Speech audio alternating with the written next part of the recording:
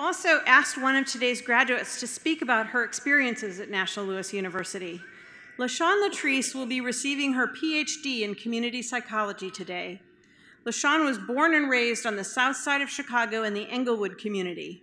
An NLU alum for all of her degrees,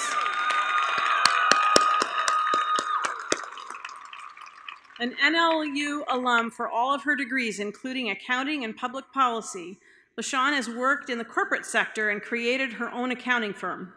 As a business owner, she became concerned about community issues such as inequality of opportunity, violence, and the effects of incarceration.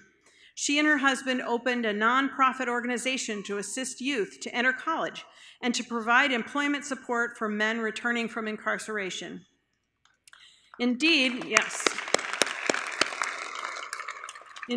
once her passion for advocacy was sparked, she focused her master's research on alternatives to mass incarceration.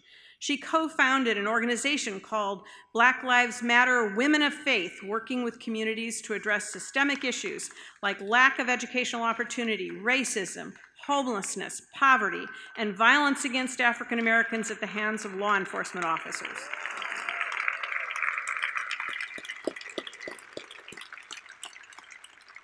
Her PhD research focused on the intergenerational implications of incarceration on African Americans and their children. LaShawn hopes to continue making a difference by furthering her work in the community through nonprofit work. She's been appointed as the Director of Policy and Race Relations by the Congress on Faith and Social Justice. LaShawn's dedication, compassion, and love for the community is indicative of the values of NLU, and we are very proud to have her graduating today. Please join me in welcoming LaShawn as your student speaker.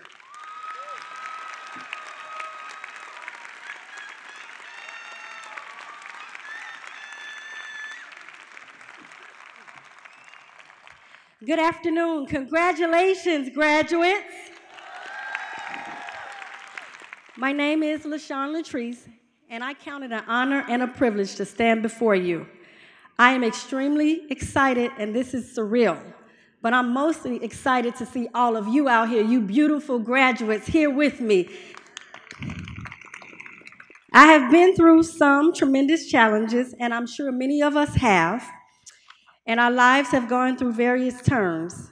In all of this, we've learned that we are people of strength and we are survivors.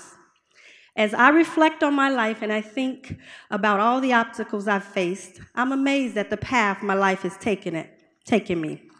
Looking at me, who would have guessed that 5 short years ago, I was just released from prison, me, a convicted felon. After being away from my husband, family, children for almost 4 years. And I did not say that for anyone to have pity on me, but for you all to actually see what a victim of the cycle of mass incarceration looks like, as well as someone who has become a fighter for justice and a voice for others. I am also a product of a criminal justice system, which can sometimes be unfair, profit-driven, and one is capable of destroying families and communities. But I stand before you today empowered. We as graduates are now superheroes. We have superpowers because our challenges have made us stronger, and they've also changed the course of our lives to place us on the path to our true destiny. As uncomfortable as our journeys have been, many of us can really admit that they have become a major source of our redemption. I was born and raised in Englewood, as they said before. I saw the community change and decline economically, but I also believe that it could get better. I've always been optimistic. I've loved school, and I've loved the idea of learning. I love being a student here at NLU because I've always been surrounded by professors who really care about our success.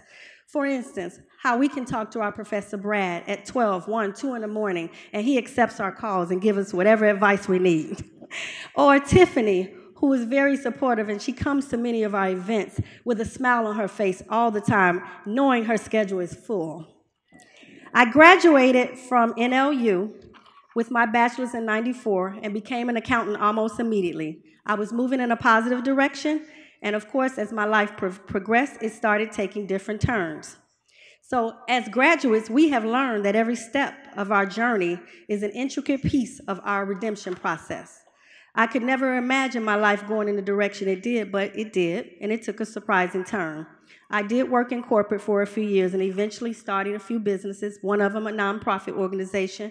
We assisted youth going to college, giving them scholarships, but we mainly focused on men re-entering into the community again from incarceration.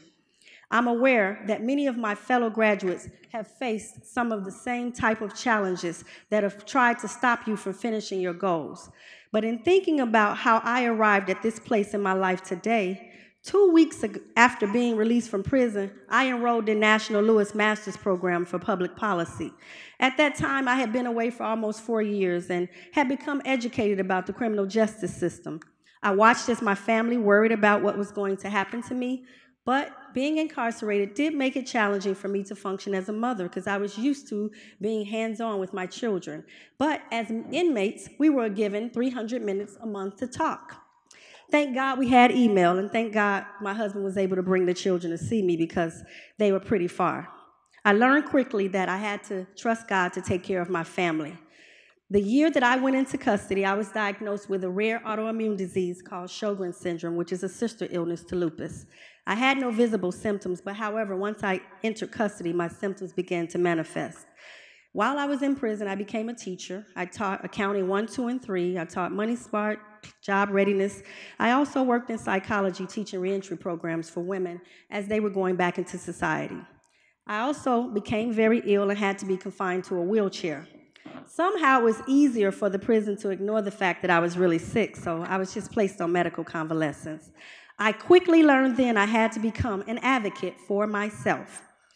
I was already sleeping in an overcrowded basement, plagued with asbestos, and I would often hit my head when I woke up because the pipe was above my bed. It took at least 3 months for me to receive any type of medical treatment, but that was only after writing politicians and prison officials and my family calling the prison. I began to just look and see what was happening around me. I wasn't the only one going through what I was, so I decided to take this as an opportunity to help others. Then I was allowed to go to the Mayo Clinic after those people I wrote decided to contact the prison. This was progress for me, but it angered those at the prison. So I started sending mail through other inmates because they intercepted mine, but I knew that if I told my story, it could help others who did not have access to the resources that I did. Now hear me, fellow graduates. We must not be ashamed or afraid to tell our stories. As the speaker before said, we have to realize that our stories are those things that inspire and motivate other people to do and achieve the goals that they set for themselves, and to know that despite any challenges, that they too can achieve their dreams. So after being chosen to go through this process, and I was chosen, I asked my husband not to bring the kids to see me anymore because I started looking sick. And I didn't want anyone to worry. So I just emailed and I sounded strong on the phone. And I just knew that I was going to be healed by God. I knew that was my source. I overheard the medical directors one day tell the people at the Mayo Clinic I wasn't coming back because my visits were costing the prison too much money. So therefore, I asked to be taken off medical convalescence, and I went back to work. Eventually, I exercised and strengthened and became self-sufficient to walk on my own.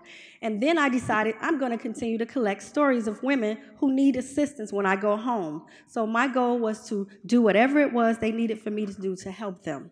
Many of them wanted help with their sentence reductions, but the main request was to check on their children. Mothers are always concerned about their children when they're separated. So I had my work cut out for me. My path then became very clear.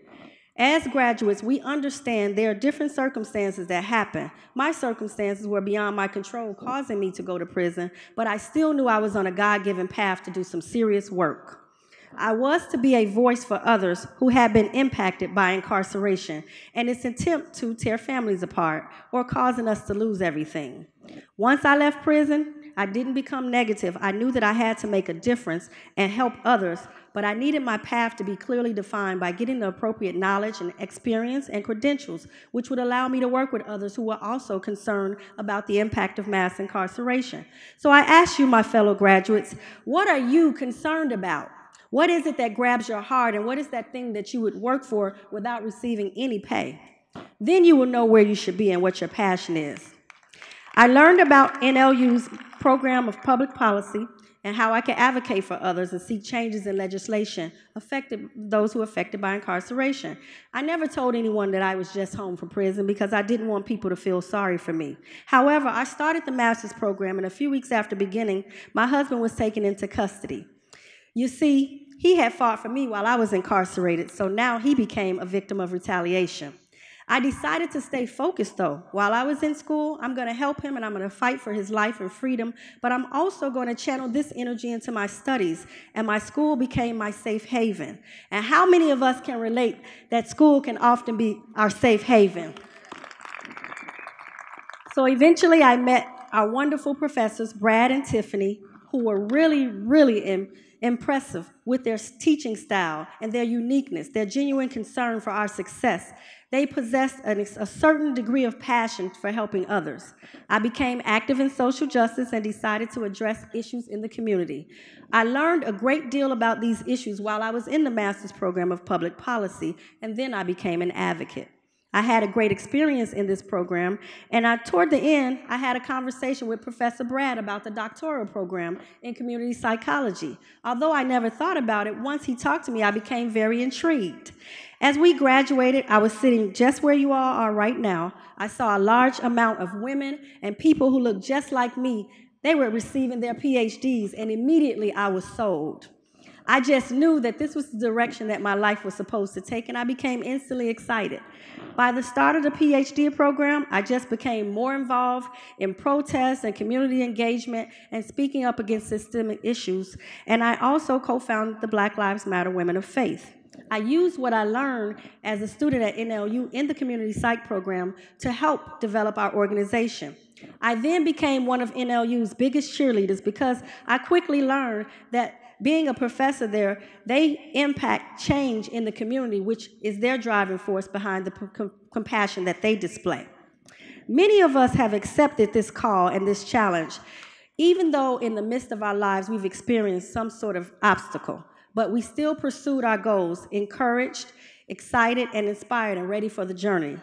National Louis's mission is to provide access to quality education that nurtures opportunities for students through their innovative teaching, scholarship and community engagement, and service excellence. We, the graduates, can attest to the innovation in teaching here is second to none. Is that right? Give yourselves a hand. I have also seen National Louis go through many changes, and trust me, I've been through 3 graduations, and I've really been here to witness these positive changes. As graduates, we can truly say we've received a great quality education during our programs here at NLU. The values are evident in the ways that the programs are structured. We can also attest to the excellence, the respect, and collaboration that our professors exhibit when they're teaching. I love my cohort. I love being connected with other cohorts, and we have formed family bonds. I want to encourage anyone that has ever thought about returning to school to consider NLU. I know that our lives are busy and we have work, family, and other obligations, but NLU has a spirit of motivation that works with you on a personal level, making a huge difference. Do not think this road was easy. This road for us was not easy. During my course, I lost my father last year, and I miss him very much. I can also think about my cohort members and other people across cohorts. Shanika, she lost both her grandparents. Juanita, she lost her mother. Crystal, she lost her mother. Donna faced major challenges in her health, and she still persevered. And then there was Patricia, whose father passed recently, and my sister Ebony, who faced tremendous personal challenges but was an extreme source of strength for many of us. I would also like to acknowledge that all of us as fellow graduates have had to face many obstacles that would have caused us to throw in a towel, but instead, what did we do? We continued to fight. We decided to work hard to achieve our goals, and that is what we share as a common denominator. We are all fighters. The idea of when you recognize that you're keeping your eye on the prize, the challenges actually make you stronger and also keep you striving towards your purpose and destiny. So, for anyone out there who is thinking about pursuing their academic dreams, take that leap of faith. If you've ever thought you had too much going on, I ask you to think about this. Anything worth having is worth working hard for, and that should encourage you to move forward towards your destiny. Stay inspired, inspire others, and always surround yourself around people who will push you to be better. But always remember that perseverance pays off. So I want you all to leave with this in mind. We are going to continue to soar as superheroes. We're going to have fun, and we're going to celebrate like there is no tomorrow. And you can do whatever you put your mind to. Thank you, and God bless.